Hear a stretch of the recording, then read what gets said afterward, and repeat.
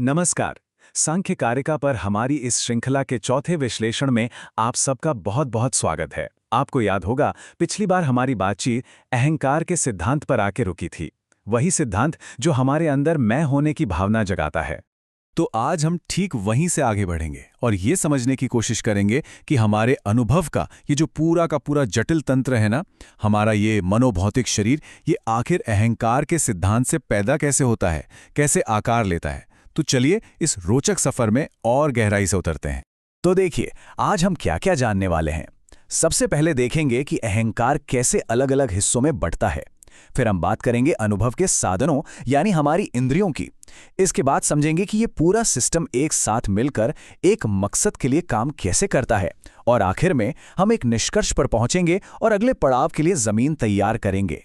तो ठीक है, हमारी शुरुआत होती है कारिका 25 से। आप इसे एक तरह का ब्लूप्रिंट समझ सकते हैं, एक नक्शा जो बताता है कि अहंकार कैसे फैलता है, कैसे बढ़ता है। ईश्वर कृष्ण कहते हैं, सात्विक एकादशकः प्रवर्तते वैकृताद अहंकारात् भूतादिस तन्मात्रः स तामसः तेजसाद उभयम। अब ये कारिका हमें क्या बताती है? ये बहुत ही कमाल की बात बताती है कि कैसे सिर्फ एक मैं की भावना यानी अहंकार 3 अलग अलग गुणों के असर में आकर हमारे अनुभव की पूरी दुनिया की नींव रख देती है। देखिए, पहली धारा है सात्विक। ये प्रकाश और साफ सुथरी समझ का गुण है। इससे क्या पैदा होता है? हमारी अनुभव करने की ताकत यानी हमारी 11 इंद्रियां। फिर आती है दूसरी धारा तामसिक। ये जड़ता और पदार्थ का गुण है। इससे अनुभव के विषय पैदा होते हैं, मतलब वो 5 सूक्ष्म तत्व जिनसे यह दुनिया बनती है। और फिर इन दोनों के बीच में है राजसिक धारा। यह है एक्शन और एनर्जी का गुण। ये खुद कुछ नहीं बनाती, नहीं, ये तो बस एक उत्प्रेरक की तरह काम करती है, जो सात्विक और तामसिक दोनों धाराओं को एनर्जी देकर इस पूरी रचना को मुमकिन बनाती है। तो देखा कैसे एक ही सिद्धांत से अनुभव करने वाला और अनुभव की जाने वाली दुनिया दोनों का जन्म होता है। अच्छा, तो अब हमें ये तो पता चल गया कि 11 इंद्रियां सात्विक अहंकार से पैदा होती हैं। लेकिन सवाल ये है कि भाई ये 11 इंद्रियां हैं कौन कौन सी? तो चलिए इसका जवाब हमें मिलता है कारिका 26 में। बुद्धीन्द्रियाणि चक्षुश्रोत्र घ्राण रसन त्वगाख्याने वाक् पाणिपादपायूपस्थाने कर्मेन्द्रियाणि आहु। ये कारिका उन 11 में से 10 इंद्रियों को ना 2 हिस्सों में बांटती है, बहुत ही साफ साफ। पहली हैं बुद्धेंद्रियां, जिन्हें हम ज्ञानेंद्रियां भी कहते हैं। जैसा नाम से ही जाहिर है, ये ज्ञान या जानकारी हासिल करने के साधन हैं। आँख, कान, नाक, जीभ और हमारी त्वचा। और दूसरी हैं कर्मेंद्रियां, यानी कर्म करने, एक्शन लेने के साधन। हमारी आवाज, हाथ, पैर, उत्सर्जन के अंग और जनन अंग। तो देखिए, ये सिर्फ शरीर के अंगों की एक लिस्ट नहीं है, बल्कि ये उन शक्तियों के बारे में है जिनके जरिए हम दुनिया को जानते हैं और उसमें कुछ करते हैं। यहां पर आप इस वर्गीकरण को और भी साफ तौर पर देख सकते हैं। एक तरफ हैं 5 ज्ञानेंद्रियां जो बाहर की दुनिया से जानकारी अंदर लाती हैं, और दूसरी तरफ है 5 कर्मेंद्रियां जो हमारी सोच को एक्शन में बदलती हैं। तो हो गई 10। पर रुकिए जरा, बात तो 11 की हुई थी, है ना? तो वो 11वीं और शायद सबसे जरूरी इंद्रिय कौन सी है? और यहीं पर कारिका 27 उस 11वें बेहद जरूरी खिलाड़ी को मैदान में उतारती है, और वो है हमारा मन। ईश्वर कृष्ण कहते हैं, उभयात्मकम अत्र मनः संकल्पकम इंद्रियम च साधर्म्यात् गुण परिणाम विशेषाण नानात्वम बाह्य भेदाश्च। इस कारिका का सार यह है कि मन जो है ना, वो दोहरी भूमिका निभाता है। उसकी प्रकृति दोहरी है। वो ज्ञानेंद्रिय भी है और कर्मेंद्रिय भी, क्योंकि उसके गुण दोनों से मिलते जुलते हैं। इसका सबसे बड़ा काम क्या है? संकल्प, यानी सोचना, समझना, फैसला लेना, इच्छा करना। असल में मन ही वो है जो ज्ञानेंद्रियों से आई सूचना को संसाधित करता है और फिर कर्मेंद्रियों को बताता है कि अब क्या करना है। आप इसे एक केंद्रीय प्रोसेसर की तरह समझ सकते हैं।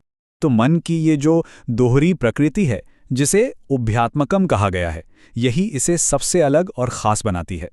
ये एक ऐसा अंग है जो जानकारी लेता भी है और एक्शन में भी हिस्सा लेता है। ये बाकी की 10 इंद्रियों के लिए एक सेंट्रल कोऑर्डिनेटर का काम करता है। जरा सोचिए, मन के बिना आंखें तो बस देखती और कान बस सुनते, लेकिन उस देखने या सुनने का कोई मतलब ही नहीं निकलता। ठीक है, तो अब तक हमने सभी 11 इंद्रियों से मुलाकात कर ली है। अब कारिका 28 हमें ये बताती है कि इन सब का अपना अपना काम क्या है, बिल्कुल विशिष्ट। शब्दादिषु पंचानाम आलोचना मात्रमिष्यते वृत्तिः वचनादान विहरणोत्सर्गानंदाश्च पंचानाम। यहां पर एक शब्द पर खास ध्यान दीजिए, आलोचन मात्र। इसका मतलब है सिर्फ ग्रहण करना। पांचों ज्ञानेंद्रियों का काम बस अपने अपने विषय की जानकारी को लेना है और कुछ नहीं। मतलब आंखें रंग देखती हैं, पर वो ये नहीं कहती कि ये सुंदर है या ये बदसूरत है। कान आवाज सुनते हैं, पर वो ये फैसला नहीं करते कि ये संगीत है या ये शोर है। नहीं, ये फैसले लेने का काम तो बाद में मन, अहंकार और बुद्धि की तिकड़ी करती है। और दूसरी तरफ 5 कर्मेंद्रियों के काम तो एकदम साफ है, बोलना, पकड़ना, चलना, उत्सर्जन और आनंद। इससे पता चलता है कि सांख्य की व्यवस्था कितनी सटीक और कितनी व्यवस्थित है। तो अब तक हमने अलग अलग इंद्रियों के काम को समझा। अब ईश्वर कृष्ण हमारा ध्यान एक ऐसी चीज की तरफ खींचते हैं जो इन सब के लिए सामान्य है, जो इन सबको चलाती है। कारिका 29 कहती है, स्वालक्षण्यम वृत्तिस्त्रयस्य सयशा भवति असामान्या सामान्यकरण वृत्तिः प्राणाद्या वायवः पंच।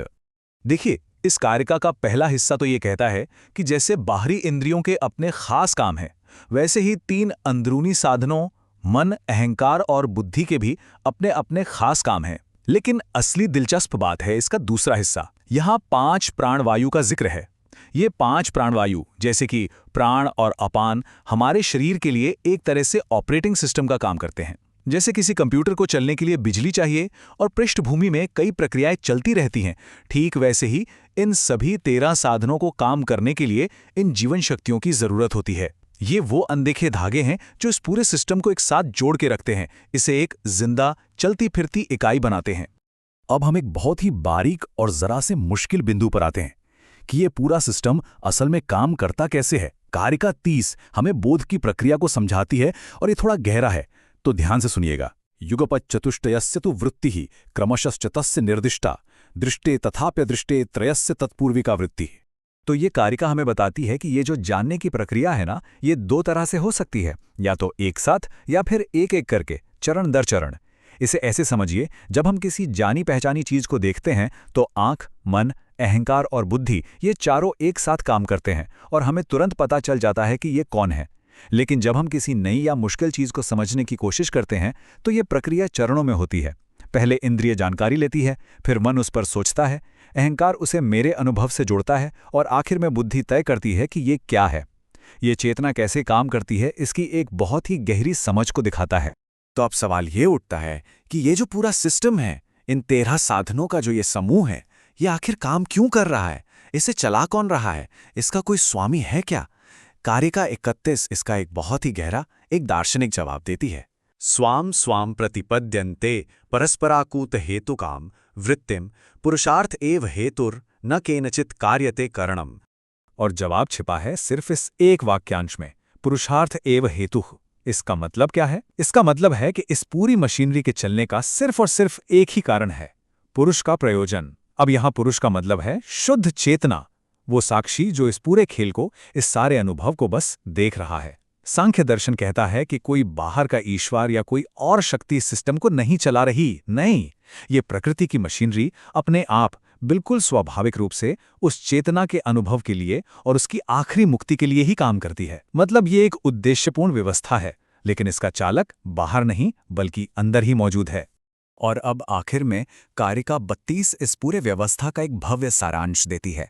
ये बताती है कि ये क्या है और ये करता क्या है। करणम त्रयोदश विधम तदाहारण धारण प्रकाशकरम कार्यम च तस्य दशा हार्यम धार्यम प्रकाश्यम च। तो चलिए अब इन सभी अलग अलग हिस्सों को एक साथ जोड़ते हैं। हमारे पास अनुभव के कुल कितने साधन यानी करण हुए? जवाब है 13। ये सिर्फ एक संख्या नहीं है, सांख्य दर्शन में ये हमारे अनुभव की पूरी बनावट का आधार है। ये 13 गुना साधन कौन कौन से हैं? 10 बाहरी इंद्रियां, 5 ज्ञान की और 5 कर्म की, और 3 अंदरूनी साधन, मन, अहंकार और बुद्धि। और इन सबके कामों को मोटे तौर पर 3 श्रेणियों में बांटा जा सकता है। पहला आहरण यानी बाहर से जानकारी को पकड़ना, दूसरा धारण यानी उस जानकारी को बनाए रखना, संभालना, और तीसरा प्रकाश करना यानी उसे समझना और उस पर कोई फैसला लेना। ये हमारे अनुभव की पूरी मशीनरी का एक छोटा लेकिन बहुत ही शक्तिशाली सारांश है। तो अगर हम आज की पूरी चर्चा को समेटे तो हमने क्या देखा? हमने देखा कि कैसे सिर्फ एक अहंकार के सिद्धांत से एक बहुत ही जटिल, सुसंबंधित 13 हिस्सों वाला एक तंत्र तैयार होता है। एक ऐसा तंत्र जिसे बहुत ध्यान से सिर्फ एक ही मकसद के लिए डिजाइन किया गया है, अनुभव, और आखिर में मुक्ति। ये प्रकृति की एक वाकई में हैरान कर देने वाली एक बहुत ही व्यवस्थित रचना है। तो हमारे अनुभव की अंदरूनी मशीनरी तो अब तैयार है, लेकिन एक बहुत बड़ा सवाल अभी भी अपनी जगह पर खड़ा है।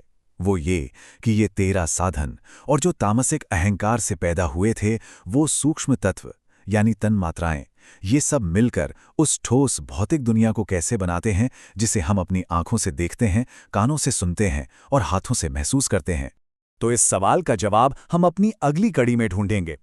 सांख्य कारिका के इस गहरे सफर में हमारे साथ बने रहने के लिए इस चैनल को पसंद करें, अपनी राय टिप्पणी में जरूर बताएं, इसे औरों के साथ साझा करें और हां, सब्सक्राइब करना बिल्कुल ना भूलें। अगली बार फिर मिलेंगे, तब तक ज्ञान की अपनी खोज जारी रखिए। धन्यवाद।